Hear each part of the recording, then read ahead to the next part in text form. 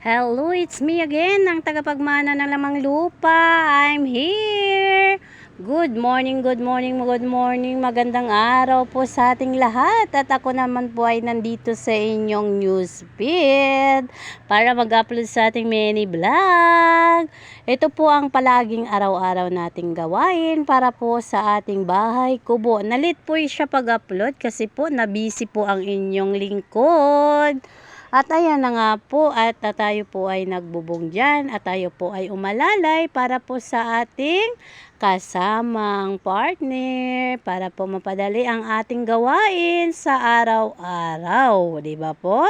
At yan na po, siya po ay sahig na po sa ating bahay kubo. Inuunti-unti na po natin para po matapos ang ating bahay kubo. At sa atin lang po ay makita naman natin lahat po kung gaano po kahirap talaga ang gumawa ng bahay kubo. Pero mawawala po yung hirap kung tayo po ay magtutulungan sa ating mga gawain, lalong-lalo na sa ating partner.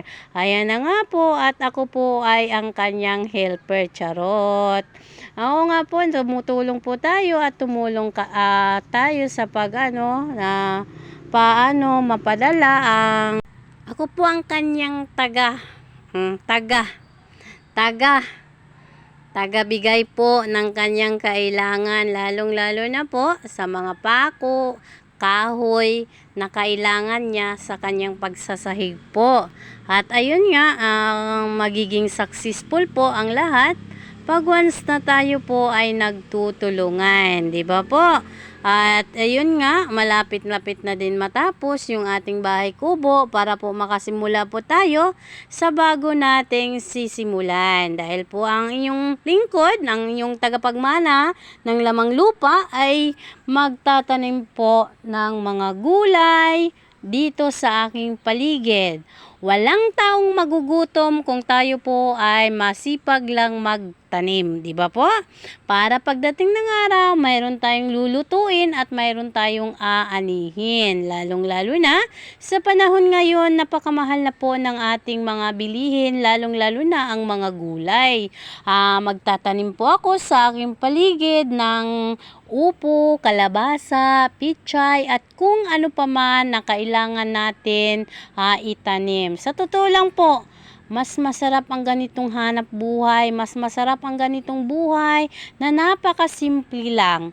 Simple lang ang pamumuhay at simple lang ang mga pangarap. Huwag na nating hangarin na magiging milyonaryo tayo. Hangarin lang natin ang maging masaya at buo ang pamilya. Wala na pong hihigit pa sa atin ang ganong estado. Dahil po, hindi po natin nilalahat sa ngayon, nakikita natin ang sitwasyon na puro broken family ang nakikita natin. Pero sana, hindi din natin sila pwedeng husgahan kung bakit naging broken family dahil wala po tayo sa sitwasyon nila. Di ba po? Basta po sa atin, hindi baling hindi tayo mayaman, hindi baling hindi tayo milyonaryo o milyonarya, ang importante, masaya at buo ang pamilya na binuo natin lahat. Di ba po? Dahil po tayo po ang gagawa ng paraan sa sarili nating pagsisika para hindi po tayo magugutom. Okay po. At yan na po, ang inayos ko po yan, yung kahoy. Kasi po, yung kahoy, hindi po pwede na nakahiga po siya sa lupa kasi po, inaanay po ang ating kahoy. Kaya po, sinimulan ko, kailangan pasilong at ipatayo siya sa ating bahay kubo dahil mayroon na pong bubong ang ating bahay kubo at hindi na po mababasa ang kahoy na inaano natin dyan. O, diba po? Kasi sayang po ang kahoy. Bigay lang po yan ni bayaw ko para po panggamit natin sa ating bahay kubo. Okay po. Kasi ganyan po. O, yan. Wala pong mabigat na gawain. Basta magtutulungan ang bawat isa sa atin. Dahil hindi naman po natin pwedeng din persahin ang sarili natin kung hindi po kaya. Dahil tayo naman din po ang maapektuhan at magkakasakit niyan. Basta sa atin, makatulong tayo at huwag po natin iano sa atin, iasa na lang sa ating mga partner ang kaya nating gawin para makatulong tayo sa kanila. Ayan na nga po, inuunti-unti ko po, nilalagay po ang kahoy para po ipapatayo po dyan. Kasi po kung hindi natin ipapatayo, mas lalo pong sayang ang kahoy natin kasi po nakikita po natin may mga anay na. Unti-unti na pong inaanay ang kahoy na nakahiga sa lupa na hindi natin kinukuha para itayo natin. 'Di ba po?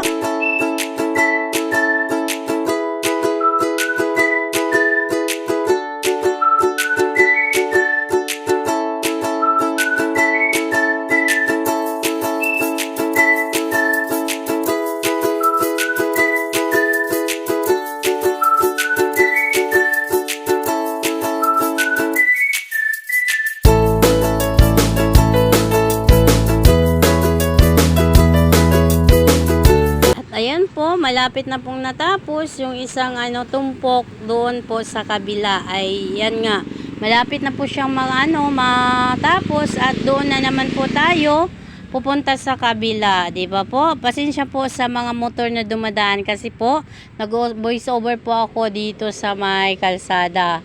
Nadaan po may mga tricycle talagang nadaan. Akala mo sila lang yung may-ari ng daan. Maingay, charot, di ba? Ayan na nga po, natapos na din po ang ating pagtayo ng mga kahoy sa isang tumpok at proceed po tayo sa kabilang tumpok at nakapajama po kasi ako dyan.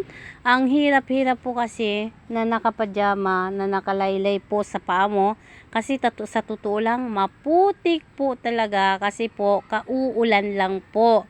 Ayan na po ang pinakalas nating kahoy na hakutin po at itayo po natin pansamantala para ilipat ulit doon sa may kubo, di ba? Kasi nakita ko po diyan nung pumunta ako at pinuntahan ko, nakita ko po talaga ang kahoy na siya.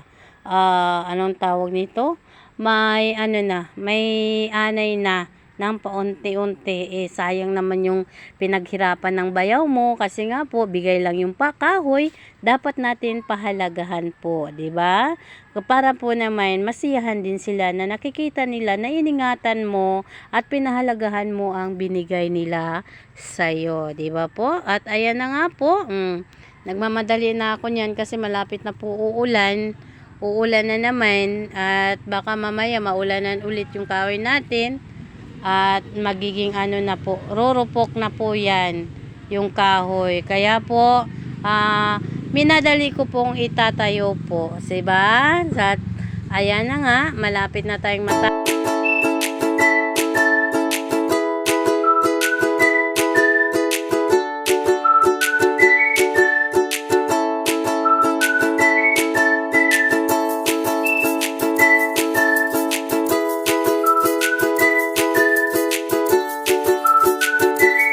At ayan na nga po, tapos na nga po yung natin, yung tawag nito, yung isang tumpok, isang at yun na po, at proceed na po siya sa isa, hindi halatang pagod.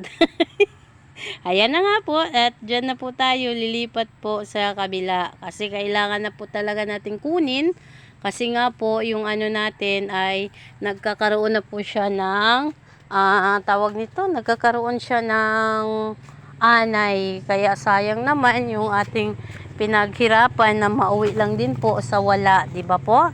At ayan nga, inaano ko na kahit hindi pa tayo utusan, kung nakita natin may kusa po tayong kikilos para po naman imbis na sa kanyang gawain sa partner natin sa tayo na ang gagawa kung kaya naman natin.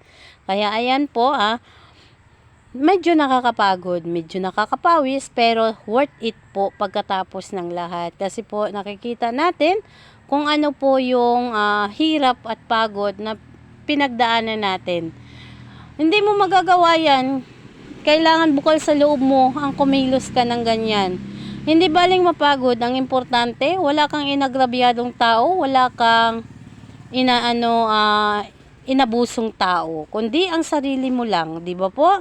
Masarap sa pakiramdam ang ganitong pamamaraan sa pagtulong mo sa iyong partner kasi maano lang, bihira lang ang mga taong ganyan. Charot! Hello po sa mga masisipag nating dyan.